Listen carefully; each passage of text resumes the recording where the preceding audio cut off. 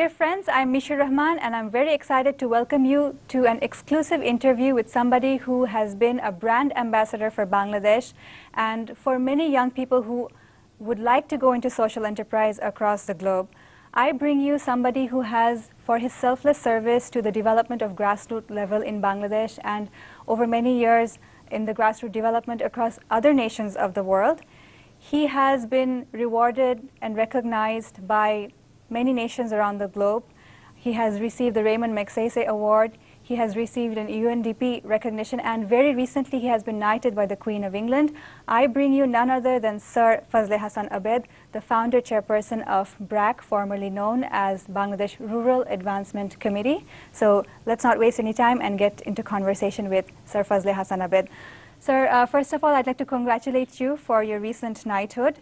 And we'd like to take this opportunity to actually bring your story of building up a social enterprise before anybody knew that there could be social enterprise for inspiring the young people across the globe. How did you start? Thank you very much. Of course, I started BRAC in 1972, immediately after the liberation of Bangladesh, when Bangladesh was totally destroyed during the War of Liberation.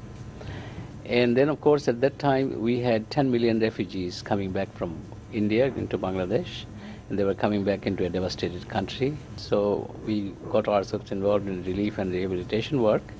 But then after a year of relief and rehabilitation, most of the rehabilitation work was done. But then we felt that the people who are so poor, that even after this relief program, they will remain poor, and they will not, unless some interventions are made in terms of long-term poverty alleviation program, they will remain poor. So we committed ourselves for a long-term, long-haul program of poverty alleviation in Bangladesh. And so it meant that the last 37 years, we have been working throughout the country. You cannot do poverty alleviation in a country remaining small and beautiful. You need to become large and effective.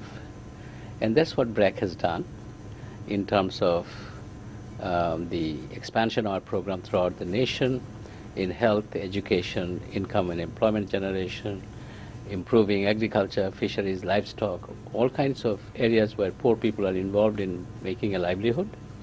So we have been involved in developing all these sectors in terms of so that poor people can have access to better income and can make money out of their enterprises. Absolutely. I think everybody would be interested to know more about what BRAC does in details, and it's all available on the BRAC website. What would be interesting to know from you is, when you started off as an entrepreneur, when you started off BRAC, was the model same as it is today, the business model? Well, initially we were not we didn't start a business. Of course, we started working with the poor people, voluntary work. But then we were dependent on donors who would support us for our rural development work that we were involved in. But then we also felt gradually that we must wean ourselves away from donor funding and develop some business enterprises, which also affects the lives of the poor, in the sense that when we set up Arong, which is now having we market the products of rural artisans, and some 68,000 artisans produce for Arong. So we have created 68,000 jobs for artisans through our Arong intervention. So when we started Arong, it was small, and as BRAC grew, Arong also grew. So it now has almost $40 million business, and we make a little profit, which also goes into development of poor peoples.